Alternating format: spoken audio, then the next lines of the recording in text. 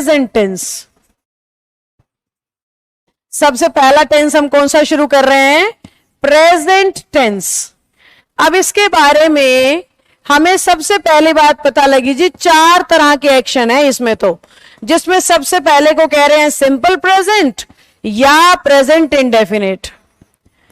या तो हम कह रहे हैं सिंपल प्रेजेंट या हम कह रहे हैं प्रेजेंट इंडेफिनिट।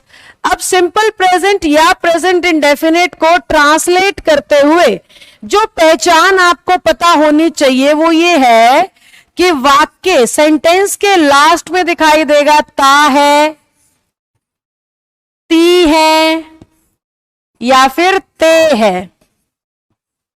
समझे? जहां पे भी हमें सेंटेंस की हिंदी में बिल्कुल लास्ट में दिखाई दे ता है, ती है, ते है, तो हम समझ जाएंगे कि वो टेंस कौन सा है? Simple present. और सिंपल प्रेजेंट में ता है, ती है, ते है आपको जेंडर और वर्ब के हिसाब से यूज करना होता है।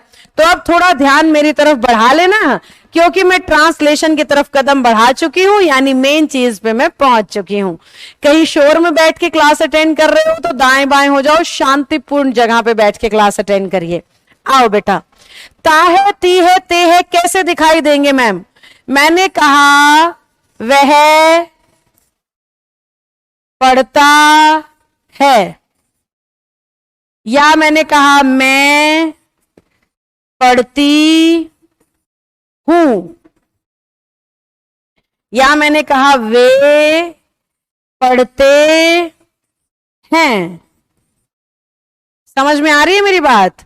वह यानी कि इंग्लिश में ही, मैं यानी कि इंग्लिश में आए, वे यानी कि इंग्लिश में दे।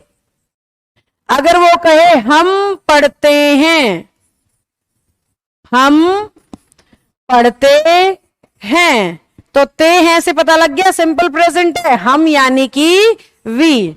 अगर वो कहे आप पढ़ते हो, क्या कह रहा है? आप पढ़ते हो, यानी कि ते हो भी हो सकता है ना? यानी कि हिंदी में ते हो भी दिखाई दे सकता है। तो आपका मतलब क्या हो गया? यू। अब कल की क्लास याद करो, मैं सिखा के गई थी, ही सिंगुलर होता है, आई एक्सेप्शन होता है, दे प्लूरल होता है, यू सिंगुलर होने के बावजूद भी वर्ब हमेशा प्लूरल लेता है, वी भी हमेशा प्लूरल होता है। अब मेरी बात सुनेंगे ध्यान से। जहां पर भी हमें प्रेजेंट इंडेफिनिट यानी ता है, ती है, ते है दिखाई देंगे, हमने इस टेंस में वर्ब या तो फर्स्ट फॉर्म लगानी होती है या वर्ब की फिफ्थ फॉर्म। अगर कल की क्लास आप भूल गए हैं तो फर्स्ट फॉर्म यानी बिना एस या ईएस वाली, और फिफ्थ फॉर्म यानी एस या ईएस वाली। समझ में आया? फर्स्ट फॉर्म बिना एस या ईएस वाली और फिफ्थ फॉर्म एस या ईएस वाली। फर्स्ट फॉर्म बिना एस या ईएस वाली और फिफ्थ फॉर्म एस या ईएस वाली। और क्या सिखाया था कल? फिफ्थ फॉर्म हमेशा सिंगुलर सब्जेक्ट के साथ आएगी और फर्स्ट फॉर्म हमेशा प्लूरल सब्जेक्ट के साथ आएगी। फिफ्थ फॉर्म हमेशा सिंगुलर के साथ और फर्स्ट फॉर्म प्लूरल के साथ। अब सिंगुलर क्या होता है मैम?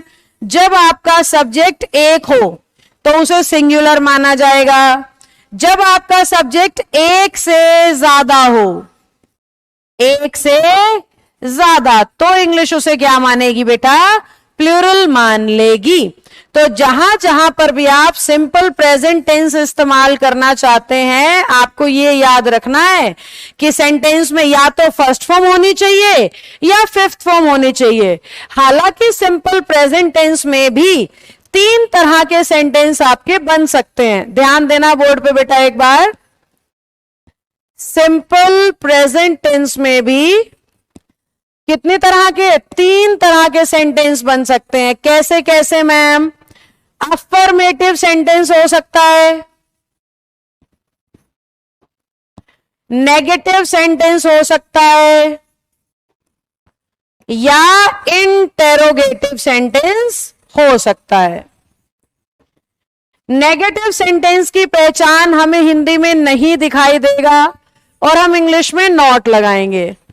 इंटेरोगेटिव सेंटेंस की पहचान हमें हिंदी में क्या दिखाई देगा, क्यों दिखाई देगा, कैसे दिखाई देगा, और लास्ट में क्वेश्चन मार्क भी दिखाई देगा। इनमें से कुछ नहीं दिख रहा है तो आपका सेंटेंस अफर्मेटिव है, क्योंकि अफर्मेटिव का मतलब बात को कहना होता है। जैसे कि मैंने ये सारे सेंटेंस अफर्मेटिव लिखे थे, आप पढ़ते हो, मैं पढ़ती हूं, वह पढ़ता है, हम पढ़ते हैं, वे पढ़ते हैं। ये सब क्या है? अफर्मेटिव सेंटेंस हैं। अब नेगेटिव में क्या होगा? वो लिखेगा आप नहीं पढ़ते हो, मैं नहीं पढ़ती हूं, वे नहीं पढ़ते हैं। इंटेरोगेटिव में क्या होगा? क्या आप पढ़ते हो, क्या वो पढ़ते हैं, क्या मैं पढ़ती हूं। समझ में आई मेरी बात? तो हिंदी में इस तरीके से, हालांकि मैं तीनों अलग अलग आपको सिखाऊंगी, अभी तो इंट्रोडक्शन दे रही हूं, बस बुक खोल के बकायदा पूरा ट्रांसलेशन सिखाऊंगी, डोंट वरी।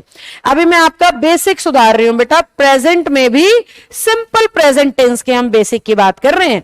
तो सिंपल प्रेजेंट टेंस में हमें समझ में आया कि 3 तरीके से क्वेश्चन वो पूछ सकता है।